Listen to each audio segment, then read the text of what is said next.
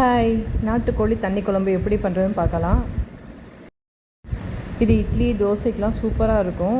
First நாட்டுக்கோழியை நம்ம நல்லா சுட்டு வாங்கிக்கணும். நிறைய பேருக்கு அது தெரியாது. நல்லா சுட்டு வாங்கிக்கிட்டீங்கன்னா டேஸ்ட் நல்லாயிருக்கும். நம்ம நாட்டுக்கோழியை குக்கரில் வேக வைக்கலாம்.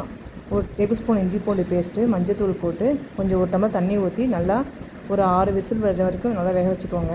அப்புறம் ஒரு கடாயில் சும்மா ஒரு டேபிள் ஸ்பூன் எண்ணெய், 4 டேபிள் ஸ்பூன் தனியா, ஒரு 10 வரமிளகாய், 1 டேபிள் ஸ்பூன் சீரகம், 1 டேபிள் ஸ்பூன் சோம்பு, 2 பட்டை, 2 ஏலக்காய், 2 லவங்கம், 2 டேபிள் ஸ்பூன் மிளகு எல்லாம் போட்டு நல்லா ட்ரை ரோஸ்ட் பண்ணிக்கணும். இது நமக்கு எவ்வளோக்கோ ட்ரை ரோஸ்ட் பண்ணுறோமோ அவ்வளோக்கோ நமக்கு நல்லா டேஸ்ட்டு கொடுக்கும்.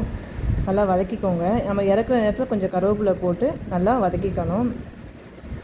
இதில் நான் எப்படி பொருள் சேர்க்குறேனோ அந்த மாதிரி அந்த ஆர்டர்லேயே பொருள் சேர்த்து வதக்குங்க. அதான் உங்களுக்கு நல்லா டேஸ்ட்டு கொடுக்கும். நல்லா வதங்கிடுச்சு. அந்த ஆனியனை சின்ன வெங்காயம் தான் எடுத்துக்கணும். ஒரு 400 கிராம் சின்ன வெங்காயம் எடுத்துக்கோங்க. நல்லா சாப் பண்ணி வச்சுக்கோங்க.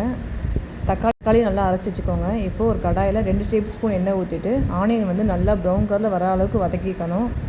கலரில் வர அளவுக்கு வதக்கிக்கோங்க. நம்ம இப்போ அரைச்சி வச்சோம்ல பொடி, அதை போட்டு நல்லா வதக்கிட்டு அடுப்பை உடனே ஆஃப் பண்ணிடணும். இல்லைன்னா பொடி கருகிடும்.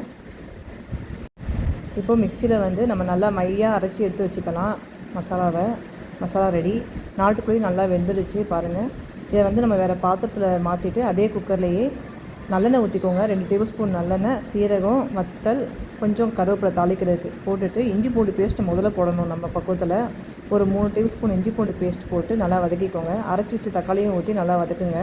இது வதங்கும் போது கொஞ்சோண்டு ஆனியன், ஒரு கை ஆனியன் போட்டால் போதும். ஒரு கை ஆனியன் போட்டு அதையும் நல்லா வதக்கிக்கணும்.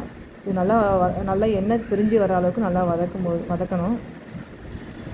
இது வதங்கும் போதே கல்லுப்பு போட்டுக்கோங்க. தேவையான அளவு உப்பு போட்டுக்கோங்க. அப்புறம் கொஞ்சம் மஞ்சத்தூள், கொஞ்சம் காஷ்மீரி சில்லி பவுடர் போடணும். இதுக்கு அதான் நமக்கு குழம்பு கலர் வரும். நம்ம நார்மல் சில்லி பவுடர் போட்டால் ஏற்கனவே 10 மிளகாய், அப்புறம் தாளிக்கிறதுக்கு மிளகாய் நல்லா காரமாயிடும். மிளகு வேறு போட்டிருக்கோம் இல்லையா. இப்போ கொஞ்சம் கொத்தமல்லி போட்டுக்கலாம். கொத்தமல்லி போட்டு அதையும் சேர்த்து நல்லா வதக்கிக்கணும்.